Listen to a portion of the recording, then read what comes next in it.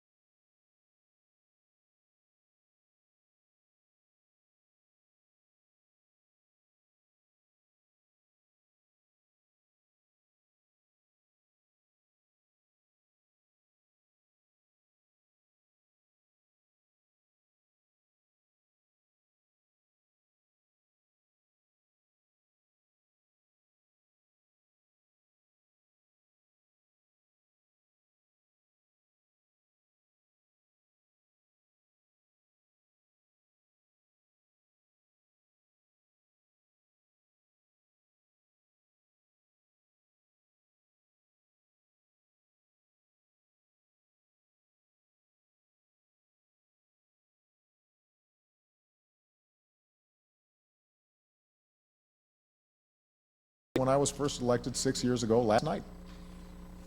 For all the maps plastered across our TV screens today, and for all the cynics who say otherwise, I continue to believe we are simply more than just a collection of red and blue states. We are the United States. And whether it's immigration or climate change or making sure our kids are going to the best possible schools, to making sure that our communities are creating jobs, whether it's stopping the spread of terror and disease, to opening up doors of opportunity to everybody who's willing to work hard and take responsibility. The United States has big things to do. We can and we will make progress if we do it together. And I look forward to the work ahead. So with that, let me take some questions. I think that our team has got my list. And we're going to start with Julie Pace at Associated Press. Thank you, Mr. President. Yeah.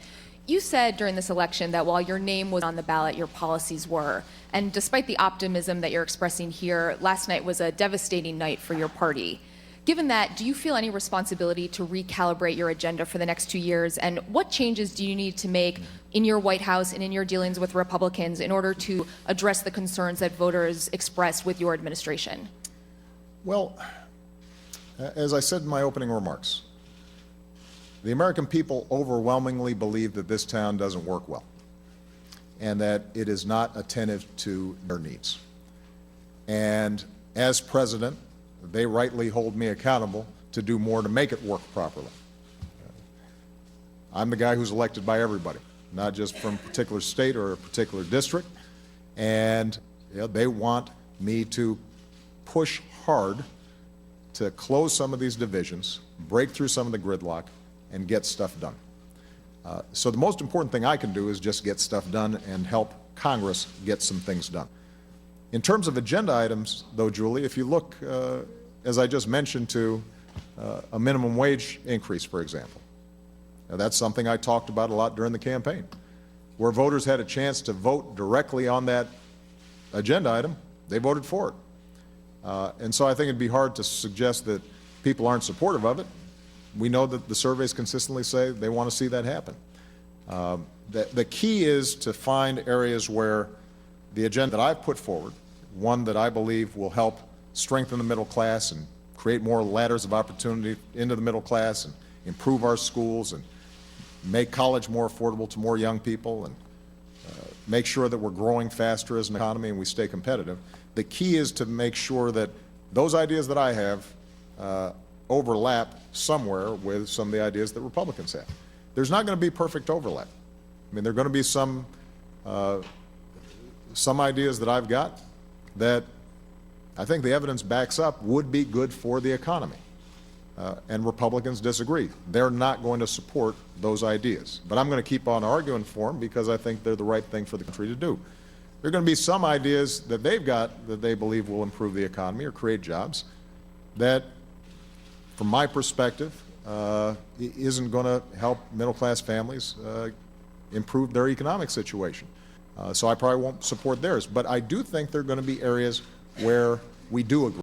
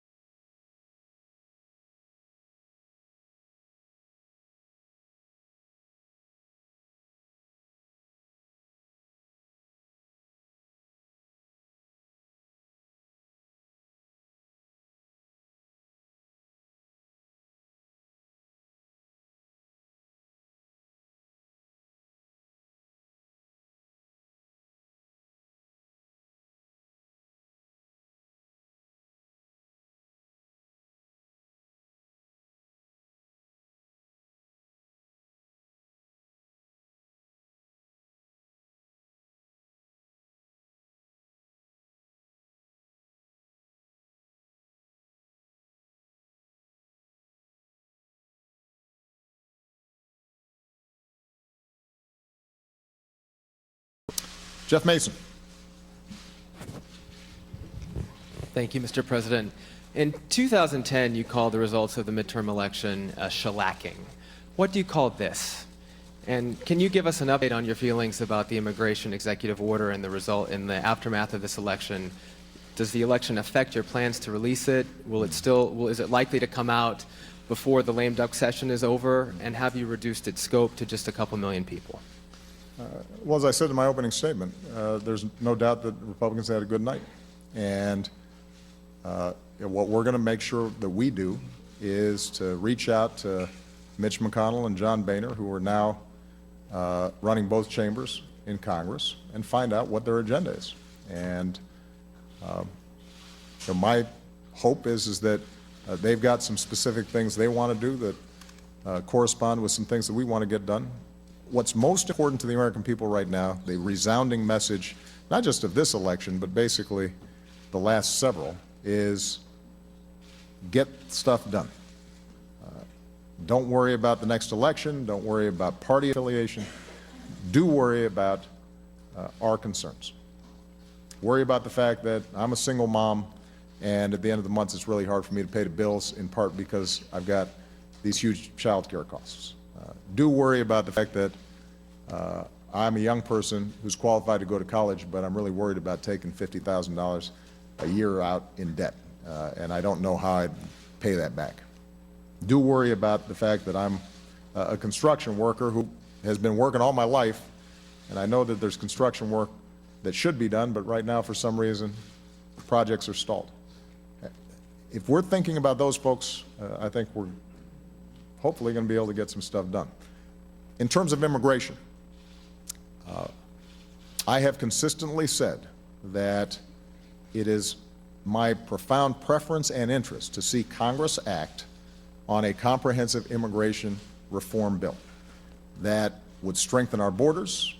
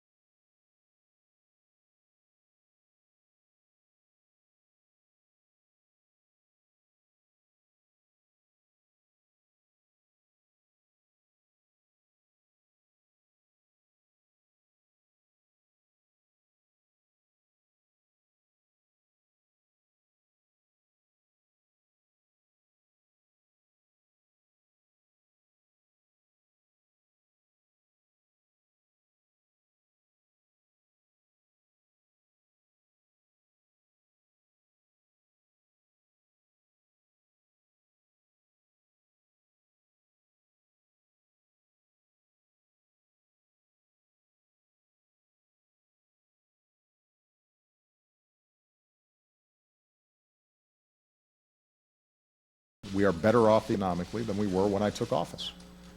But what is also true is there's still a lot of folks out there who are anxious and are hurting and are having trouble making ends meet or are worried about their children's future. And it's my job to give them some confidence that this town can work to respond to some of those worries that folks have. And we haven't done a good enough job convincing them of that. And I understand that. I've been watching Washington over the last 2-4 years. What they've seen is a lot of arguing and a lot of gridlock, but not a lot of concrete actions, at least legislatively, that have made a difference in their lives. And so we've got to make sure that we do a better job, and I'm committed to doing that. On immigration, I know that concerns have been expressed that, well, if you do something through executive actions, even if it's within your own authorities, that that'll make it harder to pass immigration reform. I just have to remind everybody, I've heard that argument now for a couple of years. This is an issue I actually wanted to get done in my first term, and we didn't see legislative action. And in my second term, I made it my top legislative priority. We got really good work done by a bipartisan group of senators, but it froze up in the House. And I think that the best way, if folks are serious about getting immigration reform done, is going ahead and passing a bill and getting it to my desk. And then the executive actions that I take go away. They're superseded by the law that is passed. And I will engage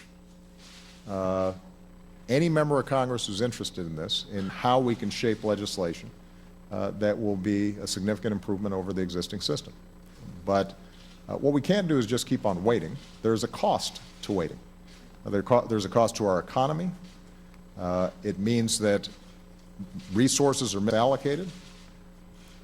When the issue of unaccompanied children cropped up during this summer, there was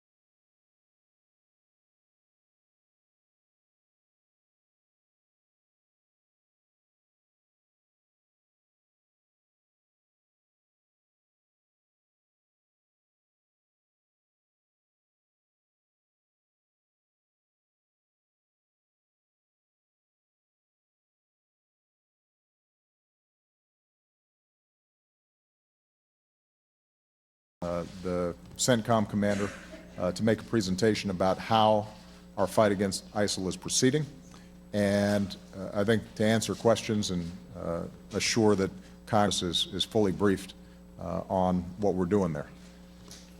With respect to the AUMF, we've already had conversations with members of both parties in Congress, and the idea is to right-size and update whatever authorization Congress provides to suit the current fight rather than previous fights. In 2001, after the heartbreaking tragedy of 9/11, we had a very specific set of missions that we had to conduct, and the AUMF was designed to pursue those missions. With respect to Iraq, there was a very specific AUMF. We now have a different type of enemy. The strategy is different. How we partner with Iraq and other Gulf countries and the international coalition, that has to be structured differently. So it makes sense for us to make sure that the authorization from Congress reflects what we perceive to be not just our strategy over the next 2 or 3 months, but our strategy going forward. And it'll be a process of listening to members of Congress as well as us presenting what we think needs to be the set of authorities that we have, and I'm confident we're going to be able to get that done. And that may just be a process of us getting it started now. It may carry over into the next Congress. On Iran, because of the unprecedented sanctions that we put in place that really did have a crippling effect on Iran's economy, they've come to the table and they've negotiated seriously around providing assurances that they're not developing a nuclear weapon for the first time. And they have abided by the interim rules. We have been able to freeze their program, in some cases reduce the stockpile of nuclear material that they already had in hand. And the discussions, the negotiations have been constructive. The international community has been unified and cohesive. There haven't been a lot of cracks in our alliance. Even countries where we have some differences, like Russia, have agreed with us and have worked with us cooperatively in trying to find ways to make sure that we can verify and have confidence going forward that Iran doesn't have the capacity to develop a nuclear weapon that could not only threaten friends of ours like Israel, trigger a nuclear arms race in the region, but could, over the long term, potentially threaten us. Whether we can actually get a deal done, we're going to have to find out over the next 3 to 4 weeks. We have presented to them a framework that would allow them to meet their peaceful energy needs, and if in fact what their leadership says, that they don't want to develop a nuclear weapon, if that is in fact true, then they've got an avenue here to provide that assurance to the world community, and in a progressive, step-by-step, verifiable way, allow them to get out from under sanctions so that they can re-enter as full-fledged members of the international community. But they have their own politics, and there's a long tradition of mistrust between the two countries. And there's a sizable portion of the political elite that cut its teeth on anti-Americanism and still finds it convenient to blame America for every ill that there is, and whether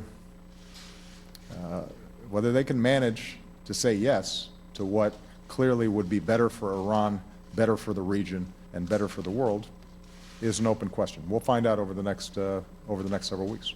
All right? Sir, on whether or not you have the power unilaterally to relax sanctions to implement an agreement? Yeah, there are a series of different sanctions. There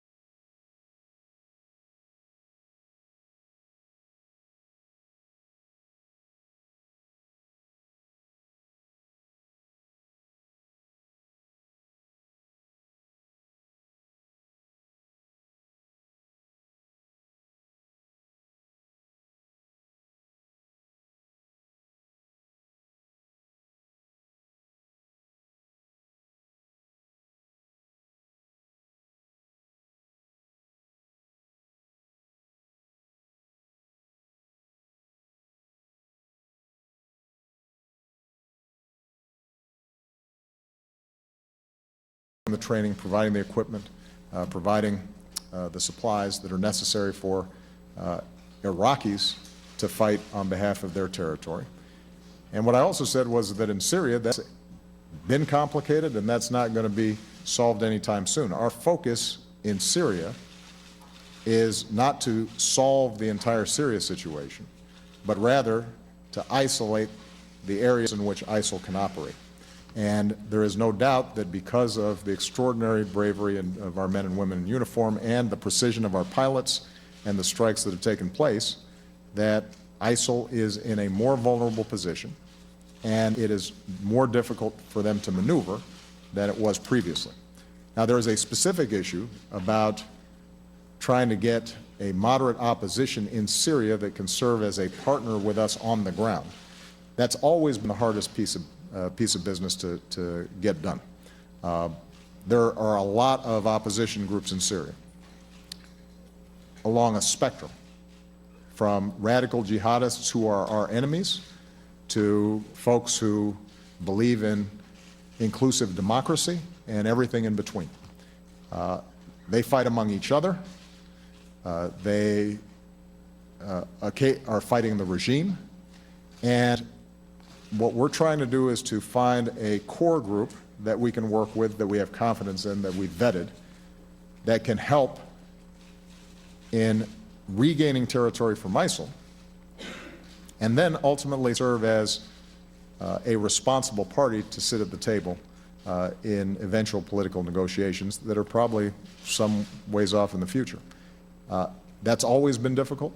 As you know, one of the debates has consistently been, should the Obama administration provide more support to the opposition? Could that have averted some of the problems that are taking place in Syria?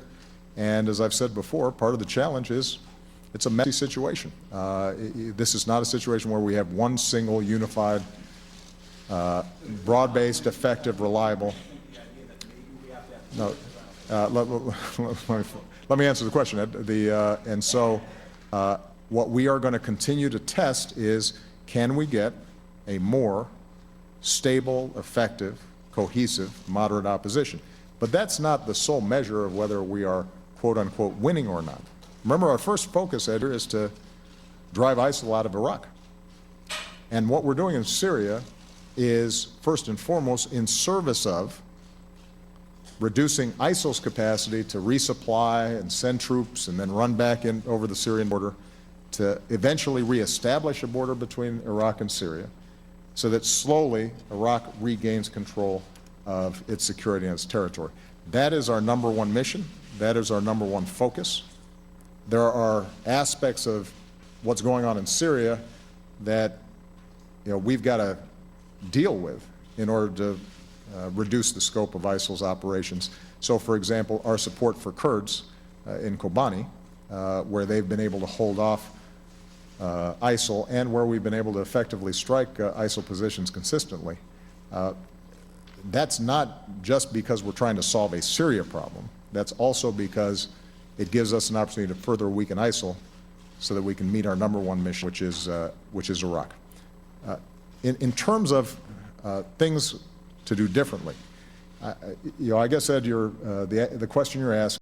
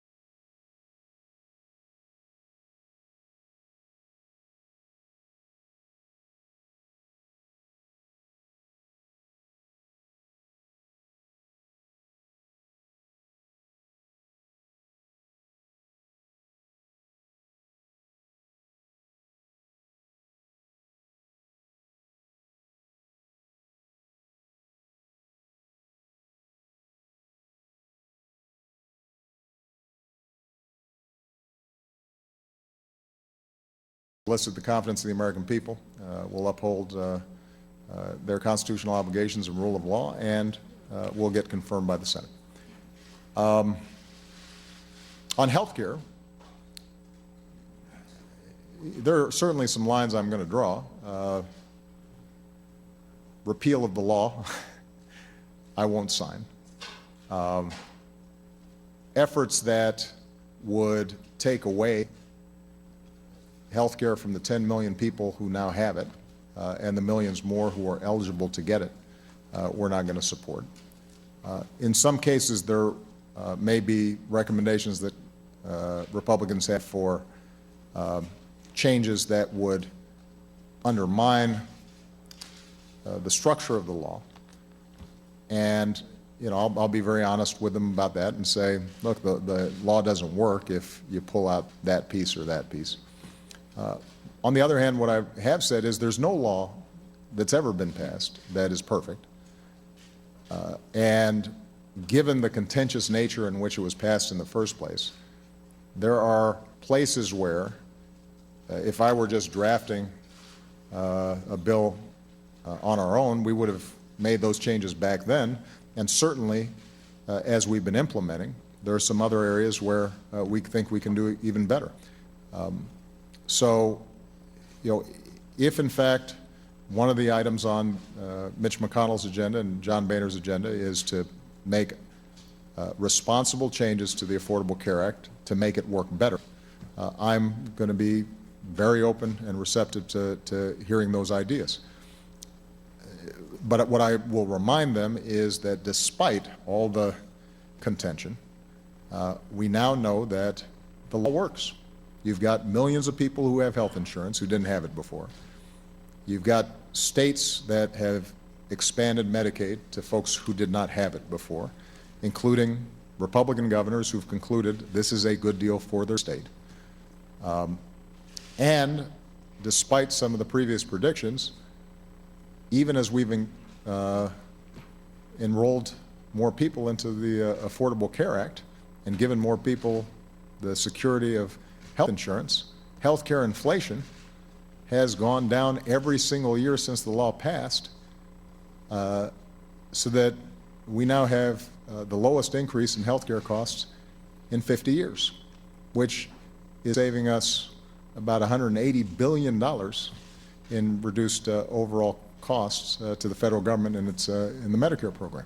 So we are, I think, really proud of the work that's been done, but there's no doubt that there are areas where we can improve it. So I'll look forward to seeing what list they've got of improvements. Is the individual mandate one of those lines you can't cross?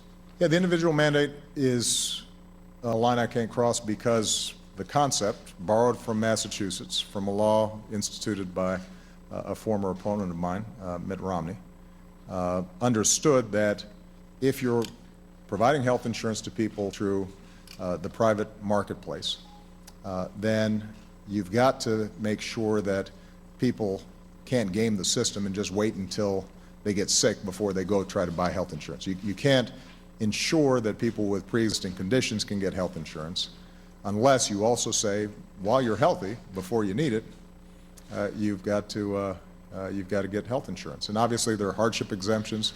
We understand that there's some folks who, even with the generous subsidies that have been provided, still can't afford it. But that's a central component of the law. In terms of enrollment,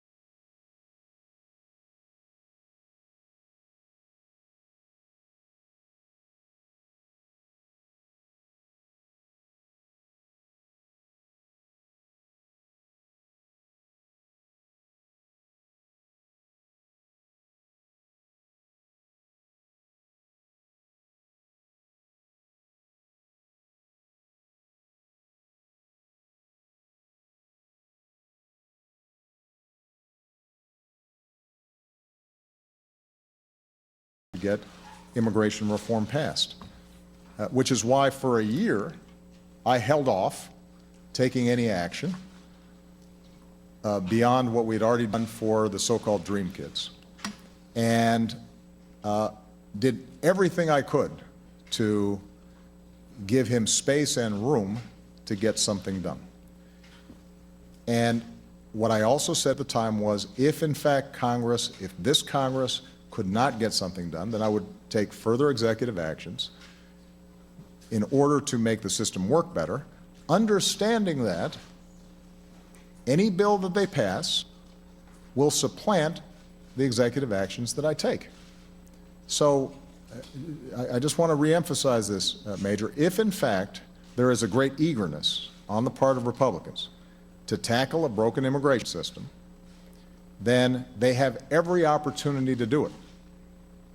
My executive actions not only do not prevent them from passing a law that supersedes those actions, but should be a spur for them to actually try to get something done. And I am prepared to engage them with every step of the way with their ideas. I think we should have further broad-based debate among the American people. As I've said before, I do think that the episode with the unaccompanied children changed a lot of attitudes. I think what may also change a lot of attitudes is when the public now realizes that that was a very temporary and isolated event, and that in fact we have fewer illegal immigrants coming in today than we did 5 years ago, 10 years ago, or 20 years ago, but that what we also have is a system that's not serving our economy well. So Republicans who say the election was a referendum, at least in part, on your intentions to use executive authority for immigration. as I said before, I don't want to try to read the tea leaves on election results. What I am going to try to do as president is to make sure that I'm advancing what I think is best for the country. And here's an opportunity where I can use my administrative authorities, executive authorities, and lawfully try to make improvements on the existing system, understanding that that's not going to fix the entire problem, and we're much better off if we go ahead and pass a comprehensive bill. And I hope that the Republicans really want to get it passed. If they do, they're going to have a lot of cooperation from me. So let me just tick off on Keystone. There's an independent process. It's moving forward, and I'm going to let that process play out. I've given some parameters in terms of how I think about it.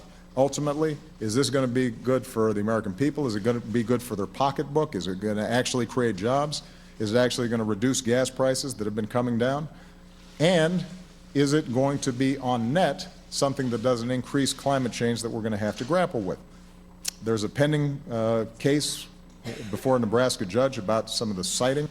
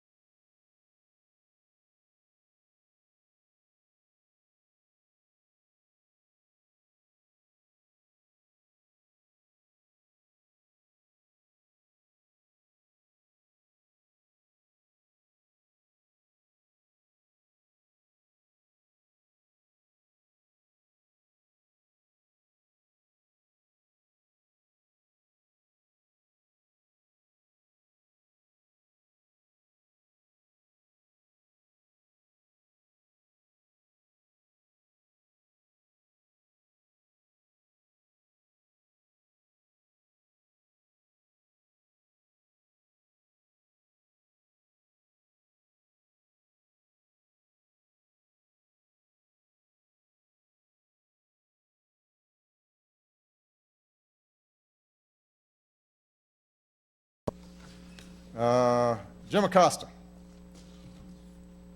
Thank you, Mr. President. I know you don't want to read the tea leaves, but it is a fact that your party rejected you in these midterms. By and large, they did not want you out on the campaign trail in these key battleground states. How do you account for that? And your aides have said that this is the fourth quarter of your administration. But I don't know if you saw the morning talk shows, but there were several potential candidates for 2016 who were out there already. Is the clock ticking? Are you running out of time? How much time do you have left? And what do you make of the notion that you're now a lame duck? Well, traditionally, after the last midterm of the two-term presidency, since I can't run again, that's the label that you guys apply. Here's what I tell my team. I told them this last week, and I told them this morning. We have this incredible privilege of being in charge of the most important organization on earth, the U.S. government and our military and everything that we do for good around the world. And there's a lot of work to be done to make government work better, to make Americans safer, to make opportunity available to more people, for us to be able to have a positive influence in every corner of the globe, the way we're doing right now in West Africa. And I'm going to squeeze every last little bit of opportunity to help